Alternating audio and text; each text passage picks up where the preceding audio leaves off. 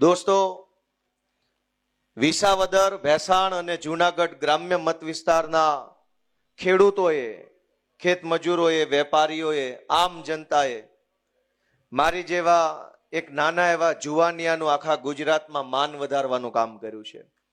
મારી જેવા નાના માણસને, અમારી આમ આદમી જેવી નાની પાર્ટીને, અમારી નાની એવી ટીમને આશીર્વાદ આપી અને માત્ર વિસાવદરમાં નહીં, ગુજરાતમાં નહીં, આખા દેશની અંદર ચમકવાનો, આગળ વધવાનો એક મોકો આપ્યો છે, અવસર આપ્યો છે. એ બદલ હું વિસાવદરના સૌ મતદારોનો હૃદયપૂર્વક આભાર વ્યક્ત કરું છું. દોસ્તો, આ ચૂંટણીમાં આજે આપણે અહીંયા સફળતાનું સેલિબ્રેશન કરવા એકઠા થયા છે. ગોપાલ ઇટાલિયા જીતી ગયા, સફળતા મળી ગઈ, મજા આવી ગઈ. પણ સફળતાની ઉજવણી કરવા એકઠા થયા છે ત્યારે મારે મારી વાતની શરૂઆત નિષ્ફળતાથી કરવી છે. સફળતામાં તો મજા છે. અંગ્રેજીમાં એક કહેવત છે કે success has many father and failure is an orphan. ગુજરાતીમાં એવું છે કે સફળતાના ઘણા બાપ છે. સફળ થાવ તો બધા એમ કે મેં આ કર્યું હતું, મેં આ કર્યું હતું, અમે અંદર ખાને ટેકા માતા, અમે અંદરથી તમારી હારે જતા. સફળ થાવ તો દુનિયા આખી એમ કે મેં કર્યું. ફેલ જાઓ તો અનાથ. ફેલ્યુર ઇઝ એન ઓર્ફન, અનાથ છે. 2022ની વિધાનસભાની ચૂંટણીની પહેલા અમારા બધાની આમ આદમી પાર્ટીની એવડી મોટી મહેનત હતી. બધાને એમ લાગતું હતું કાંઈક થઈ જાય, અને કાંઈ નહીં થાય તો કાંઈ નહીં, ગોપાલ ઇટાલિયા, ઈશુદાન ગઢવી ને 2-4 જણા બીજા જીતી જશે. આવું લોકોના દિલની અંદર ભાવના હતી. પરિણામ અલગ આવ્યું, ધાર્યું પરિણામ ન આવ્યું. બધો માહોલ વિખાઈ ગયો. જે માણસો અંદર ખાને હારેશું, બહાર હારેશું, આમ હારેશું, તેમ હારે, બધું ગાયબ અચાનક. અને નિષ્ફળતા આવી. ઈ સમયમાં કોણે આમ આદમી પાર્ટીને, કોણે અમને બધાને અને કોણે આખા ગુજરાતને સંભાળીને રાખ્યું, એની નોંધ લઈને આજનું સેલિબ્રેશન, આજની ઉજવણી થવી જોઈએ. તેદી પાર્ટી ન ટકી હોત, તે દિવસે સંયમ ન હોત, ધીરજ ન હોત, હારને પચાવી જવાનું કાળજું ન હોત, તો આજે આ ઉજવણી ન હોત. અને એવા 2022ની ચૂંટણી પતી. નામ લેવા બેસીએ તો હંમેશા જીત ટીમની હોય. દુનિયાની કોઈ પણ યુદ્ધ હોય કે ક્રિકેટ હોય કે ધંધો હોય કે રાજનીતિ હોય, જીત હંમેશા ટીમની હોય. ટીમમાં કરોડો માણસો હોય.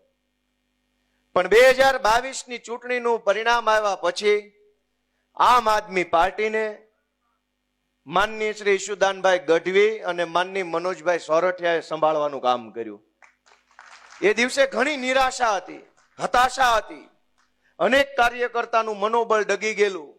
મેણા મારવા વાળા માથે ચડી બેઠા હતા. હવે તમારું કાંઈ નહીં હાલે, પતી ગયું, ના પાર્ટીમાં કાંઈ નથી, હાલો ભાજપમાં. ઘણા ખરા વૈયાઈ ગયા. ઘણાએ પાર્ટી બદલી નાખી.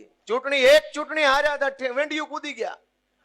પણ દોસ્તો, એ નિષ્ફળતાને પચાવી જઈને પોતાનો મજબૂત સંકલ્પ જે હતો ગુજરાતમાં આમ આદમી પાર્ટીનો સરકાર બનાવવાનો, એ સંકલ્પ ઉપર અડગ રહીને આમ આદમી પાર્ટીને ચલાવવાનું કામ અમારા 2 અડીખમ યોદ્ધા ઈશુદાન ગઢવી અને મનોજ સોરઠિયાએ કર્યું. નિષ્ફળતા આવે ત્યારે બધા માથે ચડી જાય. જેણે જિંદગીમાં મત આપવા ન ગયા હોય એ તમને સંગઠન કેમ ચલાવવું એની સલાહ આપે. આમ નહોતું કરવાનું ને આમ કરવાનું હતું ને આને ફોન કરવાની જરૂર હતી ને આ બસ નહીં ઓલી બસ લાવવાની જરૂર હતી. અહીંયા તમે ન મળ્યા એટલે આમ થયું, આ ભાઈને મળ્યા નહીં એટલે આમ થયું, આ કાપલીમાં આનો ફોટો નહોતો એટલે હારી ગયા.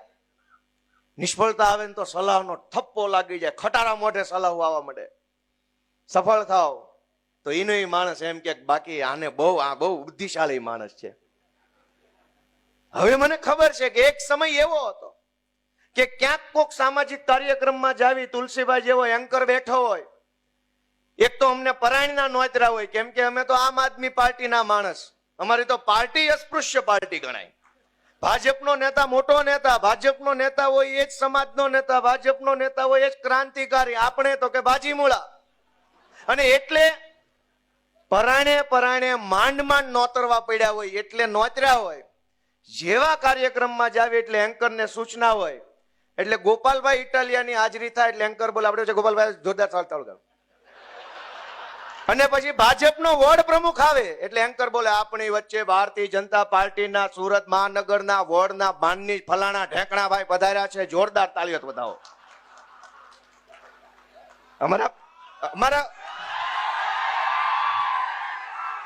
અમારા મનોજભાઈ, અમારા પાયલબેન ઈ જાય, આપણે પાયલબેન બધા જોરદાર. આ ધંધો કરેલો છે, અમે એ જોયો છે. એનું દુઃખ નથી લગાડ્યું ક્યારેય કે ભગવાન સમય મુજબ હાલવાનું છે. આપણો સમય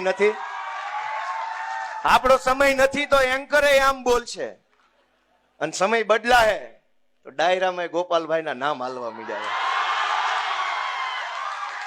પણ એ સમય ક્યારે બદલાય? એ સમય ઘરે બેઠા બેઠા નહીં બદલાય. એ સમય માત્ર મહેનતથી નહીં બદલાય. એ સમય સંયમ સાથે કામ કરવાથી, ધીરજ સાથે કામ કરવાની મક્કમ મનોબળ રાખીને એક એક ડગલું આગળ ભરો તો સમય બદલાય. અને આજ સમય બદલાણો છે. જે લોકો કાલ 19 તારીખે સવારના 11 વાગ્યા સુધી ગાળું દેતા હતા, એને 12 વાગ્યાથી દેકારો ચાલુ કર્યો કે અમને તો ખબર જ હતી આ કઈક કરે એમ છે.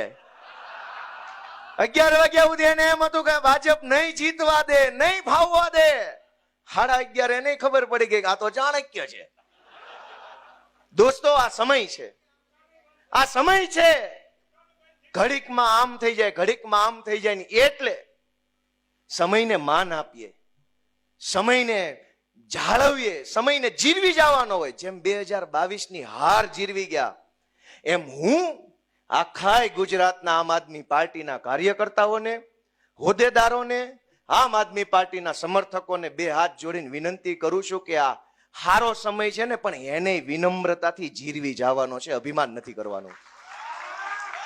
મારી બધા આમ આદમી પાર્ટીના સમર્થકો, કાર્યકર્તાને વિનંતી છે કે આપણા ઝાડ ઉપર ફળ આવ્યા છે.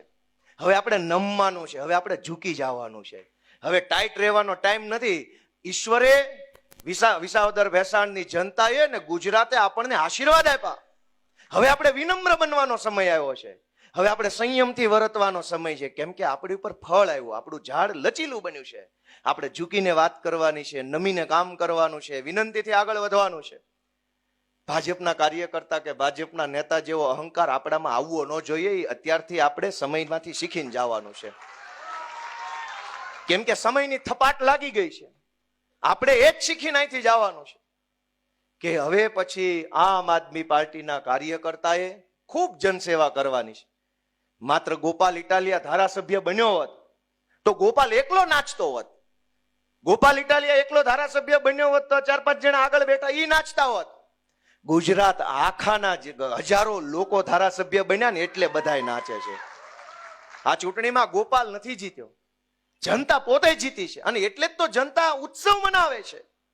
નહીતર રાજનીતિમાં મત ગણતરીની બપોરે 3 વાગે ત્યાં લગભગ બધું ચોખ્ખું થઈ જાય કે કોણ આવે છે ને કોણ જાય છે. સાંજે 7 વાગ્યા સુધી નાચવા ગાવાનું બધું પતી જાય, બીજે દિવસે સવારે 10 વાગ્યાથી રાબેતા મુજબ બધું હોય. બીજા દિવસથી ઉજવણી લગભગ કોઈ ચૂંટણી ન હોય. આ ગુજરાતના ઇતિહાસની મેં મારી જિંદગીમાં જોયેલી પહેલી ચૂંટણી છે કે 1 અઠવાડિયું થવા આવ્યું તો કોટો ઉતરતો નથી. આખું ગુજરાત હિલોળે ચડ્યું. હજુ માણાનો હરખ હમાતો નથી, અને હજુ તો હું વિધાનસભા ગયો નથી. ત્યાં 1 અઠવાડિયાથી હરખ, એક માણસના ચહેરા ઉપર સ્માઇલ છે, આંખોમાં ચમક છે. એ શું કામ છે? ગોપાલ ઇટાલિયા જીત્યો એટલે નહીં, પણ એમ લાગતું હતું કે મારું સપનું મરી જાહે, મારું સપનું નહીં જીવે, ક્યારે આ જાશે, ક્યારે થશે. હજારો માણસ અંદરથી હરેરી ગયા હતા. હજારો માણસને એક પ્રકારનો આમ થડકો લાગી ગયેલો કે હવે નહીં થાય કાંઈ. માણસ કંટાળીને ઘરે બેસી ગયેલો. અને એમાં વિસાવદર વાળાએ આમ આદમી પાર્ટીના ખોડે એક કોડિયું પ્રગટાવ્યું ને એક જ્યોત જળગીને એ વાતનો રાજીપો બધાના ચહેરા પર છે. અને હજી તો એક કોડિયું હળગાયું, એક નાનો ટમટમિયો દીવો વિસાવદર વાળાએ કર્યો. પણ એ દીવાનું અજવાળું ગુજરાતના ખૂણે ખૂણે સુધી પહોંચ્યું છે. દોસ્તો, કેટલાય વર્ષોથી આપણે વાટ જોતા હતા કે ક્યારે થશે, કેમ થશે, કોણ કરશે. ગુજરાતની જનતાએ ઘણા અખતરા કર્યા પણ ફેલ ગયા, અને હરેરી ગયા હતા. ખાલી ભાજપથી નહોતા થાક્યા, સામે જેમાં અખતરા કરતા ને એનામાંય થાક્યા હતા. ભાજપને તો ગુજરાત હરાવવા માંગતું હતું. અનેક એવા નેતાઓ આવ્યા, આમ તાકાતથી આમ કરીને ઉભા રહ્યા. ગામને એમ થયું કે આ હશે. જેવો દાવ લગાવ્યો તો ઘોડો પાણીમાં. કેટલાય એવા પાણીમાં બેહી ગયા જે ગુજરાતની જનતાને આંબા આંબલી બતાવતા હતા, ક્રાંતિ કરી નાખું, ભગતસિંહ નો ચેલો છું, છેલી છું ને એવું કરતા. કયા ગોડાઉનમાં ભાજપે પૂર્યા કોઈને ખબર નથી. લોકો ભાજપથી તો થાક્યા હતા, આવા ગદ્દારોથી પણ થાકી ગયા હતા. બે બાજુનો થાક હતો અને આ થાક ઉતરો ને એની ખુશી આખા ગુજરાતમાં છે કે હવે થાક ઉતરો. ગોપાલ ઇટાલિયા તૂટશે નહીં, પણ ગોપાલ ઇટાલિયા ભાજપનો ઘમંડ તોડશે, એ વાતની ખુશી આખા ગુજરાતને છે દોસ્તો. કે દિવસના ચાળે ચડ્યા હતા, ઉપાડો લીધો તો સી આર પાટીલે.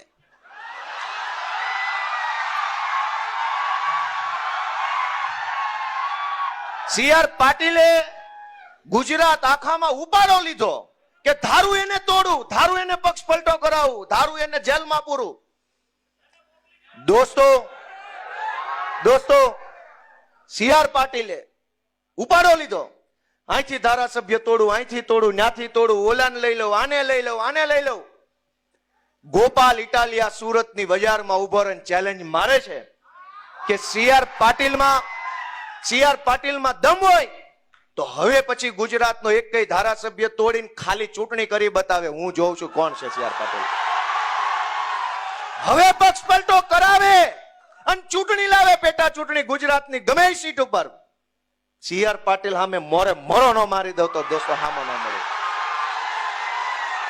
દોસ્તો ગુંડાગીર્દીની હદ વટાવી, ગુંડાગીર્દીની હદ વટાવી પાટીલના કાળમાં. દોસ્તો રાજનીતિને ખાડે લઈ જવાનું, તળિયે લઈ જવાનું કામ આ સુરતની ટોળકીએ કર્યું. દોસ્તો મને એ વાતનું એટલું બધું દુઃખ છે, એટલું બધું દુઃખ છે એ વાતનું કે આમ ન હોય. આ ગુજરાત સરદાર પટેલ, મહાત્મા ગાંધી જેવા પુરુષોનું ગુજરાત છે, જેણે આખી દુનિયાને દિશા બતાવી. ગાંધીજીએ સત્યાગ્રહનો, અહિંસાનો, લોકશાહીની લડત લડવાનો રસ્તો આખી દુનિયાને બતાવ્યો. એ ગાંધી આપણા ગુજરાતના. જે સરદાર પટેલે માણસને બળુકો બનાવવાનું કામ કર્યું, ખેડૂતો માટે સત્યાગ્રહ કર્યા, સરદારનું બિરુદ મળ્યું ખેડૂત માટે લડતા લડતા. ઈ ગાંધી અને ઈ સરદારના ગુજરાતમાં બુટલેગરોના હાથમાં સરકાર આવી, એ વાત ખટકે છે મને. ઈ વાત ખટકે છે કે ગાંધીનું ગુજરાત બુટલેગરના હાથમાં ન હોવું જોઈએ ભાઈ સાહેબ.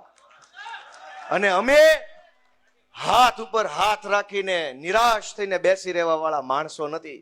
અમે સંકલ્પ કર્યો કે કોઈ બોલે કે કોઈ ન બોલે, કોઈ લડે કે કોઈ ન લડે, કોઈને ફરક પડે કે ન પડે, ગોપાલ ઇટાલિયા, આમ આદમી પાર્ટી એ લડશે, બોલશે, અવાજ ઉઠાવશે ને બુટલેગરોને હટાવી જનતાનું શાસન લાવશે દોસ્તો. અને આઝાદીની લડાઈમાંથી આપણે શું શીખ્યા કે એક ગાંધી બાપુ, એક સરદાર પટેલ, એણે એવો સંકલ્પ લીધો કે હું આ દેશને અંગ્રેજોની ગુલામીમાંથી આઝાદ કરાવીશ. ગાંધીજી પાસે શું હતું? પૂરા લુગડાઈ નહોતા પહેરવા માટે, બીજું તો શું હોય? સરદાર પટેલ પાસે શું હતું? કોઈ વસ્તુ નહીં, એક મક્કમ મનોબળ. અંગ્રેજો પાસે પોલીસ, અંગ્રેજો પાસે તોપ, અંગ્રેજો પાસે બંદૂક, અંગ્રેજો પાસે પૈસા, અંગ્રેજો પાસે ગુંડા, અંગ્રેજો પાસે તમામ સત્તા, અને એક બાજુ ગાંધી અને સરદાર. દોસ્તો સત્તાનું બળ મોટું બળ નથી, પોલીસનું બળ મોટું બળ નથી, રૂપિયાનું બળ મોટું બળ નથી, ગુંડાનું બળ મોટું બળ નથી. દુનિયાની તમામ તાકાત લાગી જાય તો પણ સત્તાનું બળ મોટું બળ નથી. માણસનું મનોબળ છે એ દુનિયાનું સૌથી મોટું બળ છે. અને આઝાદીની લડાઈ એ મનોબળથી લડાઈ. એક તરફ સત્તાનું બળ, એક તરફ મનોબળ. ઇતિહાસ આપણી નજર સામે છે. કોણ જીત્યું? સત્તાનું બળ જીત્યું કે મનોબળ? અને આ વિસાવદરની ચૂંટણીમાં પણ એક તરફ સત્તાનું બળ, ભાજપની આખી સરકાર, ભાજપના મંત્રી, ભાજપના ધારાસભ્યો, ભાજપના ચેરમેનો, ભાજપના બુટલેગરો, ભાજપના જમીન માફિયાઓ, ભાજપના ગુંડાઓ, ભાજપના બળાત્કારીઓ, બધા જ વિસાવદરમાં. એક તરફ આખી સત્તાનું બળ, એક તરફ આમ જનતાનું મનોબળ. અને દોસ્તો ભીષણ યુદ્ધ થયું અને મનોબળ જીત્યું, એ વાતની ખુશી આખા ગુજરાતમાં છે. સમય સમય પર ઇતિહાસ સાક્ષી પૂરે છે કે દુનિયા ગમે એટલી બદલાઈ જાય, સંકલ્પના મનોબળના સંકલ્પનું જ હંમેશા વિજય થાય છે, સત્યનો હંમેશા વિજય થાય છે. દોસ્તો, આ જીતની ખુશી અઠવાડિયા સુધી ટકી હું કામ? કેમ કે જે પીડા આપણે જીરવી હોય અને અસંખ્ય પીડા જીરવા પછી કાંઈક પરિણામ સારું આવે ને, એ જેટલો વખત પીડા જીરવી હોય ને એટલો વખત ખુશી આપણા ચહેરા પર ટકતી હોય છે. 10 વર્ષ સુધી દીકરાને ભણાવવામાં મહેનત કરો અને 10 વર્ષ પછી આઈએએસ બને તો ખુશી 10 વર્ષ સુધી જ આવતી હોય. દોસ્તો, ગુજરાતે 30 વર્ષ સુધી ભાજપની પીડાને સહન કરીશ. તમે વિચાર કરો, આ સુરતમાં ખાડીપુર આવ્યું અને ખાડીપુર પહેલી વાર નથી આવ્યું. એક તરફ એવી વાતો આવે છે કે દુનિયા ચંદ્ર ઉપર પહોંચી ગઈ, મંગળ ઉપર સંશોધન હાલે છે, યાન મોકલ્યું, એસ્ટ્રોનોટ્સ જાય છે, બધા અવકાશ શાસ્ત્રીઓ. આપણા ગુજરાતની દીકરી સુનિતા વિલિયમ્સ બીજા ગ્રહ ઉપર જઈને આવે છે. તમે એક કલ્પના કરો ગુજરાતના નાગરિક તરીકે કે ચંદ્ર ઉપર જવાનો રસ્તો છે, મંગળ ઉપર જવાનો રસ્તો છે, પણ પાણી કાઢવાનો રસ્તો સુરતમાં નથી. એવું કેમ થાય? એવું કેમ થાય કે ચંદ્ર સુધી જઈ શકાય પણ આય ભરાણેલું પાણી છે, ખાડીનું પાણી તાપી સુધી કેમ નથી લઈ જઈ શકાતું? શાસકો નિર્બળ છે, શાસકો કાયર માણસો છે, લાયકાત ન હોય એવા માણસો સત્તામાં બેઠા છે. અને કોણે બેહાડ્યા છે? વિચાર કરો કે કોણે બેહાડ્યા એને. આપણું મન એમ કે ને મેં બેહાડ્યા, તો આપણે આપણો આત્મા જગાડવાની જરૂર છે. દોસ્તો, 30 વર્ષ થઈ ગયા, ક્યારે જાગશે આપણો આત્મા? અને ખાલી સુરતની ક્યાં વાત છે? વડોદરાની અંદર ગયા વર્ષે પૂર આવ્યું હતું, બધાને ખબર છે કે નહીં? એની પહેલા જુનાગઢની અંદર પૂર આવ્યું હતું, જુનાગઢ મહાનગરમાં. ગયા એની પહેલાના વર્ષે અહીંયા ભાજપ સર્જિત અંકલેશ્વર અને ભરૂચમાં પૂર આવ્યું. દોસ્તો, પહેલા જેવો જમાનો નથી કે બહુ વરસાદ આવે ને પહેલા જે પૂર આવતા ને ગામ ડૂબી જતા, જે મચ્છુ હોનારત થઈ કે પહેલા જે કુદરતી પ્રકોપથી પૂર આવતા, એ નથી આવતા હવે. ભાજપ સર્જિત પૂર આખા ગુજરાતમાં ઝાશવારે આવી જાય છે. દોસ્તો, આવું શું કામ? કે જેને આપણે સત્તામાં બેહાડ્યા એ લોકોને ભ્રષ્ટાચાર કરવા, રૂપિયા ખાવા સિવાય ત્રીજી કોઈ વાતમાં કોઈ રસ નથી. જનતા જીવે કે જનતાનો જીવ જાય, સત્તામાં બેઠેલા માણસને એક રૂવાડું ફરકતું નથી. અને આ લાચારી ભર્યું જીવન કરોડો લોકો જીવે છે. એ લાચારીમાંથી બહાર કોણ કાઢશે? આપણે આપણી જાતને પોતે બહાર કાઢવાની છે, આપણે આપણો આત્મા જગાડવાનો છે. દોસ્તો, આ સુરતની અંદર ખાડીની આસપાસ અસંખ્ય ગેરકાયદેસરનું બાંધકામ થયું. વડોદરાની વિશ્વામિત્રી નદી ઉપર ગેરકાયદેસર બાંધકામ થયું. જુનાગઢ મહાનગરની અંદર વોંકળો નીકળે છે, વોંકળા ઉપર ગેરકાયદેસર બાંધકામ થયું. ભાજપના લોકોએ ગેરકાયદેસર બાંધકામો કરી, ખોટું કરી, આડે ધડ ગમે એમ મન ફાવે એમ બિલ્ડિંગો બનાવી. આજ ભોગ કોણ બને છે? નાનો માણસ ભોગ બને છે. એને તો એના રૂપિયા બનાવી લીધા, એ રૂપિયાથી એ બીજા શહેરોમાં બીજી જગ્યાએ રહેવા વયા ગયા. આપણી નજર સામે આ બધું સત્ય છે પણ આપણને દેખાતું નથી. એક બાળકને ભણાવવા માટે મા બાપે કેટલી લાચારી વેઠવી પડે છે. તમે કલ્પના તો કરો, અવળો મોટો મહાન ભારત દેશ, 5 ટ્રિલિયન ઇકોનોમીની મોટી મોટી વાર્તાઓ, દુનિયામાં ડંકો વાગી ગયાની વાર્તાઓ, વિશ્વમાં ભારતનો પાસપોર્ટ દેખાડો ત્યાં તો દુનિયાના દેશો ધ્રુજે છે, એવી બધી વાતો. અને હકીકત એ છે કે સુરત જેવા શહેરમાં એક દીકરો ભણાવવા માટે થઈને મા બાપે કેટલી લાચારી કરવી પડે છે. આપણને એ વાતનો અંદરથી ખટકો લાગવો જોઈએ, અંદરથી આઘાત લાગવો જોઈએ કે અવળો મોટો વિશાળ ભારત દેશ, 140 કરોડની આબાદી, અબજો રૂપિયાનું બજેટ, અને અવળો દેશ એક આપણા દીકરાને ભણાવી નહીં શકે? આરટીઈ ના એડમિશનો કર્યા હોય, એની અંદર પ્રાઇવેટ સ્કૂલો દાદાગીરી કરે, વાલીઓને ધમકાવે, સરકારી તંત્રનો દુરુપયોગ થાય, તારી ઉપર ફરિયાદ કરાવી દઉં, ખોટો દાખલો કઢાવ્યો છે, ખોટું એડમિશન છે. પોતાના દીકરા કે દીકરીને સારું ભણતર અપાવવા માટે મા બાપે લોહી પરસેવાની કમાણીથી લીધેલો ફ્લેટ છુપાવવો પડે, અને પોતે જાણે ચોરી કરીને ફ્લેટ લીધો હોય એવી અંદર ફરક પડે કે ખબર પડી જાય તો ખબર પડી જાય. એ ફ્લેટ ચોરીનો નથી, પરસેવાના પૈસે ફ્લેટ લીધો છે, પણ દીકરો ભણાવવા માટે થઈને ફ્લેટ ન બતાવે, અને એ વાતની ધમકી સરકારી તંત્ર મારે, તમારે તો ફ્લેટ છે. ફ્લેટ ક્યાં ભાજપ વાળાએ આપ્યો? એ તો અમે પરસેવો પાડીને લીધો છે. તમે અમારો છોકરો તો ભણાવો. મેં વાત સાચી કરી કે ખોટી કરી? મહેનત મજૂરીથી લીધેલી વસ્તુને છુપાવવી પડે, જાણે કે આપણે ચોરી કરતા હોય. એ કેટલો દિલ ઉપર બોજ કેવડો લાગતો છે, કલ્પના કરો. અને તમારી કલ્પનામાં કઈક વાત આવે ને તો આત્મા જગાડો. ગુજરાતના લોકો એવી ગોપાલ ઇટાલીઓ વિનંતી કરે છે કે આત્મા જગાડો. અનેક એવી ઘટના બને છે જેમાં ખૂન થઈ જાય. અહીં સુરતની અંદર દેવી પૂજકના દીકરાનું ખૂન થઈ ગયું. અલગ અલગ સમાજના અનેક વ્યક્તિઓના ખૂન થઈ જાય છે. નાની એવી વાતમાં બુટલેગરો મારી નાખે, ડ્રગ્સ માફિયાઓ મારી નાખે.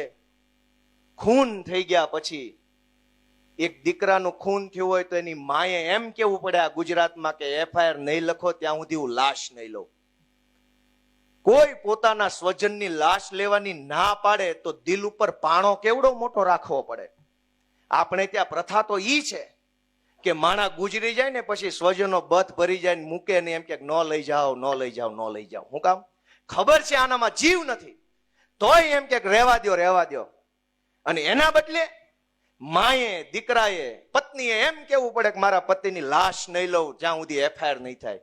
તો એ કહેવા માટે કાળજું કેટલું કડક કરવું પડતું હશે. સરકારને શરમ નથી. ભાજપમાં બેઠેલા તમામ માણસો મોદી મોદી કરીને ગમે એવી દાદાગીરી કરી લેશે, પણ એને એટલી વાતની શરમ નથી કે ઓલી માં છે. આ સુરતમાં શૈલેષભાઈનો મૃતદેહ આવ્યો અને આપણી બેને ઓલા પાટીલને મોઢો મોઢ કહી દીધું કે તમારી વાહે ટોળા બંધ સિક્યોરિટી અને મારા ધણી માટે કાંઈ નહીં. ઈ બેને પાટીલને સંઘવીને મોઢા મોઢ કહી દીધું કે તમારી વાહે ટોળા બંધ સિક્યોરિટી, મારા ધણીનો જીવ જીવ નથી. ઈ વાત સાંભળ્યા પછી જો ભાજપના નેતાઓના શરીરની અંદર માણસનો આત્મા હોત ને તો એને સુધારો કર્યો હોત, પણ એનામાં માણસાઈ મરી ગઈ છે ને એટલે એને એ બેનને દબાવી ધમકાવી નવો વિડીયો બનાવડાવ્યો. એનામાં એટલી શરમ નહોતી કે લાશ ઉપર ઉભા રહીને એક બેન બોલે છે ને તો એ શબ્દો મોઢેથી નહીં આત્મામાંથી નીકળતા છે. એ વાત પાટીલને સમજાણી નહીં. પતિની લાશ પડી હોય ને જે બેન બોલે એ મોઢેથી બોલે કે આત્માથી બોલે? આત્માથી બોલાયેલી વાત પાટીલ અને સંઘવી જેવાના કાન સુધી પોગી નહીં દોસ્તો. શું કામ? એનો આત્મા મરી ગયો છે દોસ્તો. પણ એનો ભલે મર્યો, આપણો આત્મા ક્યાં છે? ગુજરાતનો આત્મા ક્યાં છે? કરોડો લોકોનો આત્મા ક્યાં છે? આમ જનતાનો આત્મા ક્યાં છે? કેમ ચૂંટણીઓમાં ભાજપનું બટન દબાઈ જાય છે? આપણો આત્મા, આપણો હાથ ધ્રુજતો કેમ નથી ભાજપનું બટન દબાવતા? એ વિચારવાનું આપણે છે દોસ્તો. બૂથમાં જઈને આમ હાથ લાંબો કરીએ તો હરણીની બોટ દુર્ઘટનાની અંદર ઓલા નાના નાના છોકરા જે ગુજરી ગયા ને એની ચીસ આપણા કાનમાં સંભળાવી જોઈએ, કાન ફાડી નાખે એવી ચીસ સંભળાવી જોઈએ, પણ નથી સંભળાતી.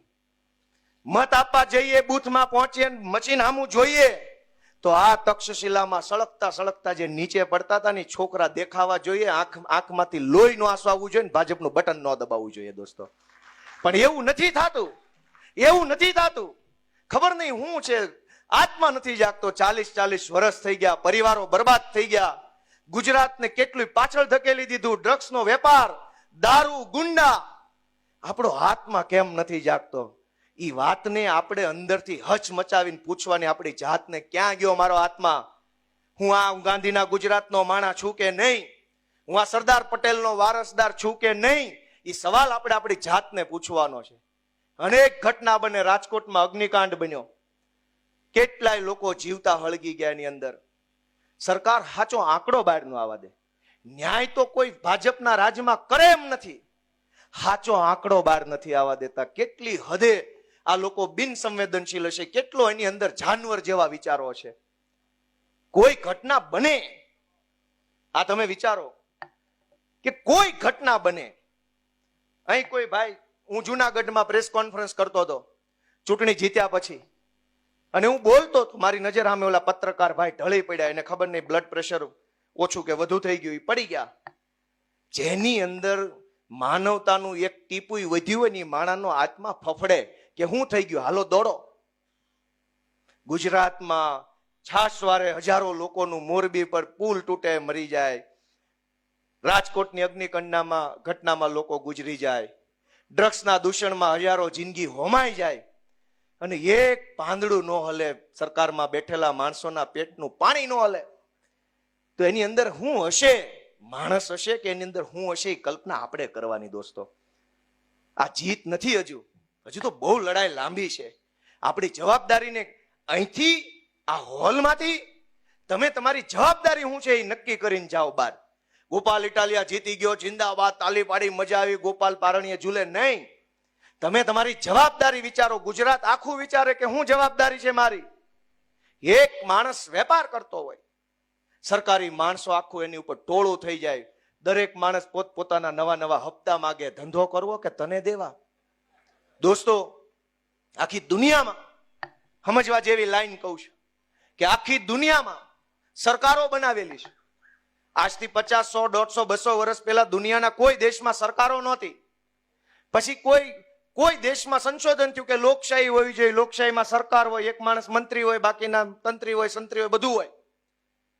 દુનિયા આખીના દેશોમાં સરકારનું સર્જન જ એટલે થયું છે કે જનતાની સમસ્યા ઓછી કરે, જનતાની પીડા ઓછી કરે, જનતાના પ્રશ્ન ઓછા કરવા માટે સરકારો બનાવી છે. માણસને તકલીફ પડે તો સરકાર પાસે જાય, પણ સરકાર પોતે જ એક સમસ્યા બની જાય તો ક્યાં જવાનું? મને તકલીફ પડે તો હું પોલીસ પાસે જાઉં, પણ પોલીસ જ ફરિયાદીને 2 લાફા માર લે તો? મને તકલીફ પડે કે મારી જમીન માફિયાઓએ પચાવી પાડી છે, હું કલેક્ટર પાસે જાઉં અને મારી જ ઉપર લેન્ડ ગ્રેબિંગ નો ગુનો દાખલ થાય તો? મને તકલીફ પડે કે હું બીમાર છું, મને દવા આપો, અને સરકારી દવાખાનામાં મને અપમાનિત કરવામાં આવે તો? સરકાર એટલે બનાવી છે કે લોકોને સમસ્યા પડે તો બીજો કોઈ સાંભળે કે ન સાંભળે, મારી સરકાર મારી વાત સાંભળશે એ વાતની હયા ધારણા આપવા માટે સરકારનું સર્જન થયું. પણ ગુજરાતમાં સરકાર પોતે જ એક સમસ્યા બની ગઈ છે. દોસ્તો, સરકાર આપણી સમસ્યા હું સાંભળે? એ સરકાર જ સમસ્યા છે. રોજ નવા નવા નાટક. સ્માર્ટ મીટર આવ્યું, અહીં કેનાલમાંથી પાણી કાઢવાના ઠેકાણા નથી ને મીટર સ્માર્ટ આવી ગયા છે. દર ચોમાસે પાણી આવે છે. અવડું મોટી ભાજપની સરકાર બેઠી છે. ડબલ એન્જિન, 4 એન્જિન, 5 એન્જિન, એન્જિનો જાજા લગાવ્યા પણ તમારાથી એક પાણી નીકળતું નથી એવા નપાણિયા માણસો સરકારમાં બેઠા. દોસ્તો, હું તમને હાથ જોડું છું કે અહીં પૂરું નથી થતું. ગોપાલ ઇટાલિયા જીતી ગયો એ કોઈ ઘટના જ નથી. ઘટના ઈ છે કે કરોડો લોકોનો જો આત્મા જાગી જાય ને સંકલ્પ લે કે આ સરકાર હટાવીશ તો એ મોટી ઘટના છે. દોસ્તો, ગોપાલ ઇટાલિયા ચૂંટણી જીત્યો એ કોઈ ઘટના નથી, કોઈ ઇતિહાસ નથી, કોઈ ઉજવણીનો પ્રસંગ નથી. ઘટના ત્યારે બને, ઇતિહાસ ત્યારે બને કે હજારો માણસ ઘરે જઈને પોતાના આત્માને ઢંઢોળે, વિચારે, પૂછે કે ગુજરાતને ડૂબાડવામાં, ગુજરાતને દેવામાં, દારૂમાં, ડ્રગ્સમાં, ગુંડામાં, બધાની અંદર ડૂબાડવામાં ભાજપની સરકારે જે પાપ કર્યું છે એ પાપમાં મારો મત છે કે નહીં, એ સવાલ જો હજારો લોકો પોતાની જાતને પૂછે ને તે દિવસથી ઇતિહાસ લખાવાની શરૂઆત થાય. દોસ્તો, કરોડો લોકોએ પોતાની જાતને પ્રશ્ન પૂછવાનો છે કે આ ગુજરાત બનાવવામાં મારો રોલ શું, અને હવે કેવું ગુજરાત બનાવવું છે. મિત્રો, સુરત ને શાંઘાઈ બનાવવું, વિસાવદર ને પેરિસ બનાવવું, આને મંગળ બનાવવું, કઈક માણાના પેટના બનો તો સારી વાત છે. માણા બનો, પેલા માણા ભાજપ વાળા માણા બનો. શાંઘાઈ નથી બનાવવું, કઈક માણાના પેટના થાવ એવી વિનંતી ગોપાલ ઇટાલિયા કરે છે. દોસ્તો, આ તબક્કે ખુશી હોય ત્યારે બધા હારે હોય, દુઃખ હોય ત્યારે કોઈ હારે ન હોય. અમે એ 2 સમય જોઈ લીધેલા છે. અમે દુઃખય જોઈ લીધું છે, પણ લોઢાના મીંદડાની જેમ રહ્યા ને એટલે આજ તમારા આશીર્વાદ અમને મળ્યા છે. 2022 પછી જે એક સમય આવ્યો એવો, જેને હોય એને મેણા માર્યા, અને જેને એની સોસાયટીના સિક્યુરિટી ગાર્ડ તરીકે ન રાખે એને અમને રાષ્ટ્રીય રાજનીતિની સલાહ આપી. પણ એનો કોઈ દુઃખ વ્યક્ત હું નથી કરતો. મેં મારા એક વિડીયો વિચારમાં કીધું તું, હું ફરીથી કહું છું કે ગુજરાતની જનતાએ આમ આદમી પાર્ટીને અને ગોપાલ ઇટાલિયાને એક નવી જવાબદારી સોંપી છે. જેમ જેમ આપણી જવાબદારી બદલાતી જાય એમ એમ એ નવી જવાબદારીમાં પોતાની જાતને ઢાળવી, ઘડવી એ આપણી જવાબદારી છે. ગોપાલ ઇટાલિયા અત્યાર સુધી આંદોલનકારી હતો, એક્ટિવિસ્ટ ટાઈપનો હતો, થોડોક ઉગ્ર સ્વભાવનો હતો, ગમે ત્યાં બોલી દેવું. પણ હવે તમે મને એક જવાબદારી સોંપી છે, મારી ભૂમિકા બદલાઈ છે.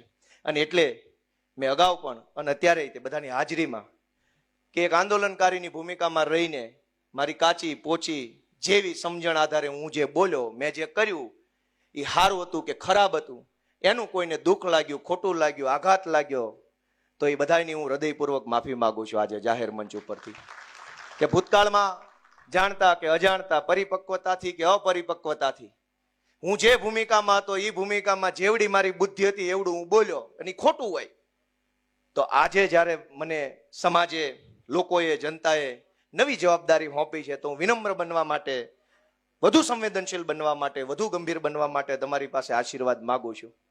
તમારે જેવો નેતા જોતો હોય એવું મારું ઘડતર કરજો, એવું અમારું ઘડતર કરજો, એવી હું બધાને વિનંતી કરું છું. નેતા કોઈ ઉપરથી આવતા નથી, નેતા સમાજમાંથી આવે છે. સમાજ જેવો નેતા મોકલશે એવો નેતા સમાજને મળશે. અહીં કોઈ ફેક્ટરી નથી, કોઈ યુનિવર્સિટી નથી, કશું જ નથી. હું ગુજરાતભરના યુવાનોને એક વિનંતી કરવા માંગુ છું કે દોસ્તો આવો, આ રાજનીતિના ફિલ્ડમાં આવો. ક્યાં સુધી લાચારી ભર્યું જીવન જીવશું? અનેક લોકો લાચાર જીવન જીવે છે. પોલીસથી બીવે, મામલતદારથી બીવે, હોમગાર્ડથી બીવે, સોસાયટીના અધ્યક્ષથી બીવે, ગુંડાઓથી બીવે, બુટલેગરથી બીવે. દાખલો કઢાવો હોય તો ધ્રુજતા હોય અડધાક, મને આ સાહેબ કઈ કહી દેશે કે નહીં કહી દે. ક્યાં સુધી આવું લાચાર જીવન જીવવાનું છે? હાલો, મુઠ્ઠી વાળો, સંકલ્પ લ્યો કે હું કરી શકું. જો ગોપાલ ઇટાલિયો કરી શકે તો ગુજરાતનો કોઈ પણ છોકરો કરી શકે. એ સંકલ્પ લઈને હજારો યુવાનોને રાજનીતિમાં જોડાવા માટે, આમ આદમી પાર્ટીમાં જોડાવા માટે હું ખુલ્લું આહવાન આપું છું. સૌને હું નિમંત્રણ આપું છું દોસ્તો કે આવો. કોઈ આપણું જીવન નહીં સુધારી દે. આપણું જીવન બદલવાનું આપણે પોતે છે. હું આ સુરતમાં 2007 ની અંદર હીરામાં હતો, રાતપાળી બેસતો હતો, સરીન ઓપરેટર હતો, મેગ્નસમાં કામ કરતો હતો, મિની બજાર. આ 2007માં ભવાની સર્કલ પાસે મિની બજારમાં બેસતો, અલગ અલગ ઓફિસોમાં બદલ્યું, પગાર વધારવા માટે 500 વધે એટલે ઓફિસ બદલવી પડે. પણ ક્યાં સુધી? ઈશ્વરે જેને તાકાત આપી છે, ઈશ્વરે જેને બળ આપ્યું છે, એ બધા યુવાનોને મારી વિનંતી છે કે આવો આમ આદમી પાર્ટીમાં અને તમે બધાએ તમારું યોગદાન આપો. આમ આદમી પાર્ટીને મજબૂત બનાવો, ગુજરાતને મજબૂત બનાવો, લોકોનો અવાજ બનો, એ બધાને વિનંતી કરું છું. મિત્રો, આ ચૂંટણીની અંદર નોંધ લેવા જેવા ઘણા બધા વડીલો છે. કોનું નામ લેવું ને કોનું બાકી રાખવું, કેમ કે અનેક લોકોએ પોતાની ક્ષમતા કરતા વધુ કામ કર્યું છે. મારી તાકાત 10 કિલો વજન ઉચકવાની હોય અને હું 110 કિલો વજન ઉચકી લઉં, એવું કામ આ મંચ ઉપર બેઠેલા બધા વડીલોએ કર્યું છે. બધા માટે એકવાર જોરદાર તાળી પાડો. એક એક માણસનું નામ લઉં તો 2 મહિના લાગે એવું યોગદાન બધાએ આપ્યું છે. પણ 10 વર્ષનો સંઘર્ષ છે દોસ્તો, અને આ સંઘર્ષનો પાયો નાખનાર અમારા સૌના આદરણીય વડીલ માનની કિશોર કાકા દેસાઈને હું આ તબક્કે યાદ કરું દોસ્તો, કેમ કે પાયો એણે નાખ્યો આમ આદમી પાર્ટીનો ગુજરાતમાં. અમે તો બધા ક્યાં હતા એ વખતે? 2012માં 13માં જ્યારે આમ આદમી પાર્ટી બની ત્યારે ગુજરાતમાં પહેલો ઝંડો ઝાલનાર માણસ કિશોર કાકા દેસાઈ હતા. આ સુરતની અંદર અમારા લક્ષ્મણ કાકા, કિરીટભાઈ પાનસુરિયા આપણી વચ્ચે હાજર નથી, એવા અનેક યોદ્ધાઓ. એ નહીં કણસાગરા અટક ભૂલ થઈ ગઈ, કિરીટભાઈ કણસાગરા. અનેક લોકોએ આ પાર્ટીના પાયામાં પોતાનો પરસેવો રેડ્યો છે અને ત્યારે અવડું મોટું વૃક્ષ બન્યું છે. જેણે આ પાર્ટીના પાયામાં પરસેવો રેડ્યો છે, સમય આપ્યો છે, યોગદાન આપ્યું છે, બધાને ગોપાલ ઇટાલિયા નતમસ્તક વંદન કરે છે. દોસ્તો, અમારા રાકેશભાઈ હિરપરાએ, હું તો ઉમેદવાર હતો એટલે હું તો ભાષણ કરું ને ગાડીમાં બેસી જાઉં, બીજે જ્યાં ગાડી ઉભી રહીને ઉતરીને ભાષણ કરું ને ગાડીમાં બેસી જાઉં. મારું એટલું જ કામ હતું, મગજ તો કઈ દોડાવવાનું નહોતો, કેમ કે હું મગજ દોડાવું તો ચૂંટણી ઉભી રહી જાય. મગજ દોડાવવાનું ટોટલ A to Z કામ અમારા પ્રદેશના આગેવાન, મહામંત્રી, મુખ્ય પ્રવક્તા અને સ્ટ્રેટેજી કરનાર રાકેશભાઈ હિરપરાએ કર્યું છે દોસ્તો. અને ધર્મેશભાઈ ભંડેરીએ એવું કીધું કે વિસાવદરની ચૂંટણીમાં એના વાળ ઉતરી ગયા. નકરા વાળ નહીં, વજન ઉતરી ગયું છે.